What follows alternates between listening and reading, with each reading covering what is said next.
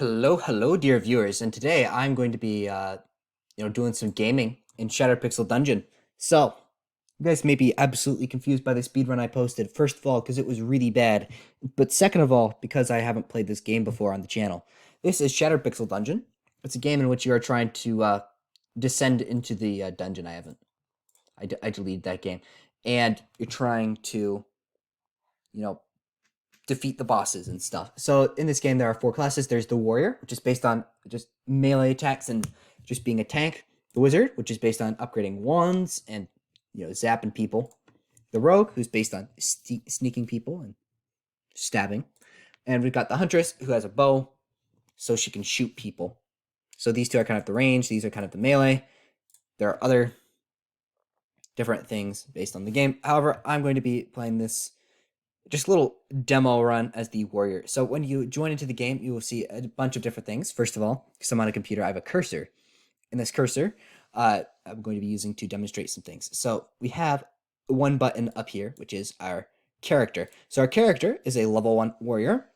You start with 10 strength, and these are the different stats associated with being level 1. You have 20 health, and you have 10 and you need 10 experience to level up. As we have not collected any gold or gone down, this is what we have. And there's also a dungeon seed, but I don't think I'll be going deep enough for it to really matter to you guys. And if we look, we have this little information section, and it talks about the different abilities that is unique to the warrior at the beginning.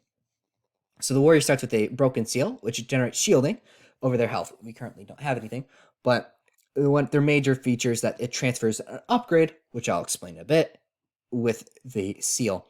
You also start with some just basic gear with the worn short sword. And you also start with some gear identification. And every single time a hero levels up, they have talents. And the talents the warrior starts with is a hearty meal that they heal a little bit whenever they eat. The armsman's intuition, in which they identify new gear more quickly than the other classes. The test subject, whenever they identify something, they heal.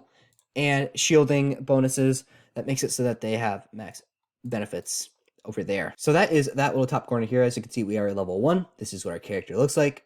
And this is our 20 out of 20. And there actually is a secondary benefit of it. So I'm going to go off to the side, just dragging my mouse all the way here. And I'm going to click onto this, and it will recenter it on the character. And now let's look in this corner here.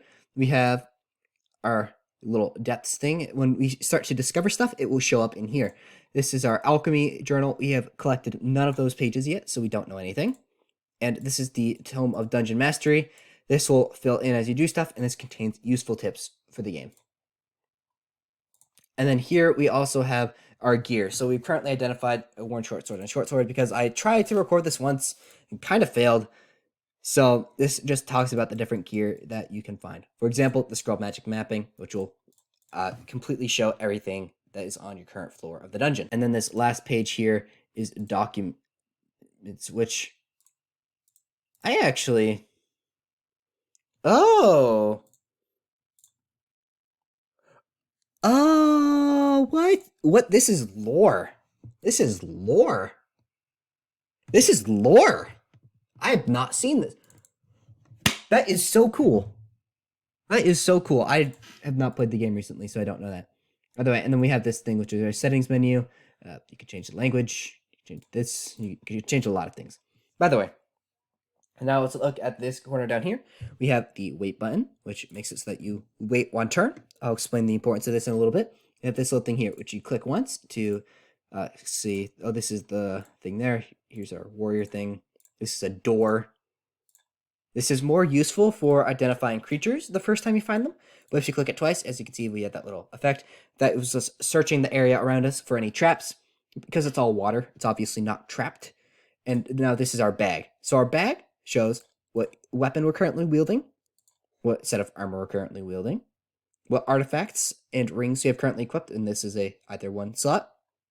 And then we also have our velvet pouch, which can store things. And we also have our throwing stones, our ration, and our water skin. And this here is quick slots. So if you were to quick slot an item, as you can see, it is shown there. And when you do the quick slot action, such as for the stones, it will throw the stones to whichever direction you click. So I'm going to just throw this stone over here. And if there's somebody over there, it would get hurt. And I just showed pretty much the main way of doing the gameplay. You hold your mouse over where you want to go, and then you click. And I'm going to investigate. Wow, it's the stairs. I'm going to go up. Oh, you can't leave to start, obviously. Otherwise, there'd be no game. Either way. So if you walk into a door, it obviously will open unless it's locked, which some are. This is not. This is actually a special room in which, if I go into here, look in here, this is a landmark which is being shown by the book. And as you can see, we have a special little plant here, which I'm going to search. And it is sungrass, which heals, which because I'm at full health, I'm not going to step on it, obviously. When I take damage, I will come back to this room. And now, as you can see, we have found some important stuff in here. There is... Ah, that was not what I meant to push. We have rats. But they're asleep. You can see by those little Z's. You have a key, which opens a locked door. This is how you open those locked doors. There's also some crystal keys, which open crystal doors, obviously. And then we also have a dart trap, which shoots at the nearest target, which is extremely useful because those two are the nearest targets, not me. And we also have a scroll, which is unidentified, so we don't know what it does. So I'm going to just activate this trap by throwing an item at it, and as you can see, it will hit the rat. And now this guy has woken up because we've done stuff. And as you can see, this stuff happens one turn at a time. So I'm going to wait, and now I'm going to do a thing called a sneak attack. I'm going to walk through the door and hit him as he went through. And as you saw, there's a little exclamation mark there. He gets hurt. And one thing I probably should have said by now is if you click on something, you interact with it. And you can also sneak attack by doing something like this, in which you attack through another item. And as you can see, the chests you can open. However, there are some chests that you don't want to open because they're actually mimics, which are lots and lots of fun. And actually, as you can see, we've got an enemy. And if I click on this here, I'm going to hit them. I'm not going to be showing everything. This is just a quick little introductory video because I'm planning on live streaming this game at some point in the future. Aha, here we go. We have a crystal door, which will require a crystal key to open. And here is 2 of those crystal keys. I'm going to just start picking stuff up. And I got those 2 up. And there's a 3rd one. So instead of playing Russian roulette here, I'm actually going to do something called being sneaky. So I'm going to throw the ration here. Now I'm going to step a little bit closer. And now I'm going to throw the ration here. And now he gets hit by the dart. I'm going to just whittle them down by using attacking stuff. And as you can see, I did actually level up while doing some of that stuff. I'm going to explain leveling up in 1 second. But the basis of it is you gain extra health and you gain a talent point. And as you get those things, you'll have more tools available to you. I didn't really take damage, so this wasn't really useful, but we could use it potentially if we get hurt later in the dungeon. But as you can see, I've gathered some gear, and I don't know what it does because that is the purple outline. It means that you do not know what this gear does. If it has a red outline, that means it is a cursed item. And if it has a blue outline, that means that you have identified it, but you know it's not cursed. So how do you identify these potions and scrolls? Well, obviously, you read them for the scrolls and you drink the potions. So I'm going to drink the potion, and that leveled me up. So I now have 5 more health. I probably did not want to drink that potion yet because it's harder to level up later than it is at the beginning. But I already drank the potion. So I'm going to drink this potion as well, and now I've got extra strength. So if I look here, in here, the strength is now 11. That is important for when I find new gear, because every piece of gear shown here has a strength requirement. And if I were to look here, the short sword has a strength requirement of 12 to use. And as you can see, 2 to 15 is better than 1 through 10. And so I'm just going to get on a reading spree here. Okay, we've got upgrade. You select a piece of gear. In this case, I'll select the armor to become more powerful. And I'm going to read this. I'm going to transmute an item. I guess I will... This is probably the most complicated one.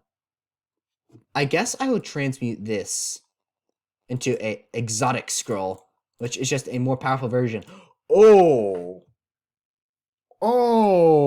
that is really nice. So that's the mirror image spell. But as you can see, if I read this here, it is the more powerful version. Instead of creating 3 weak guys, it will create 1 strong guy who mimics my stats. AKA, it's completely awesome.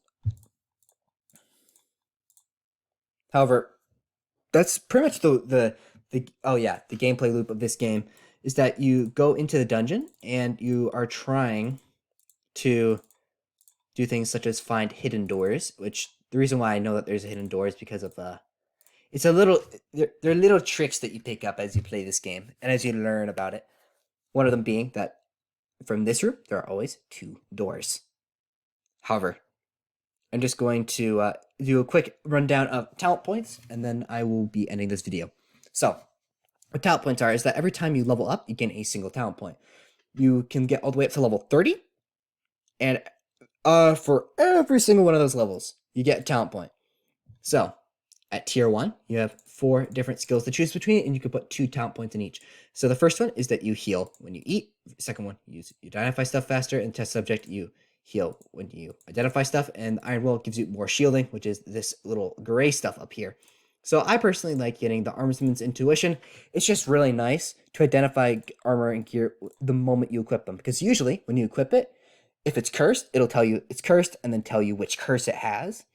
If it is not cursed, it will simply have the blue outline and say that it is not cursed, but you don't know if you actually can wield it, because if I were to look at this short sword, it requires 12 strength, but if it's an upgraded short sword, as you can see, the strength requirement is lowered, which is quite nice. But I can't really explain that stuff without getting into a lot of detail about this game.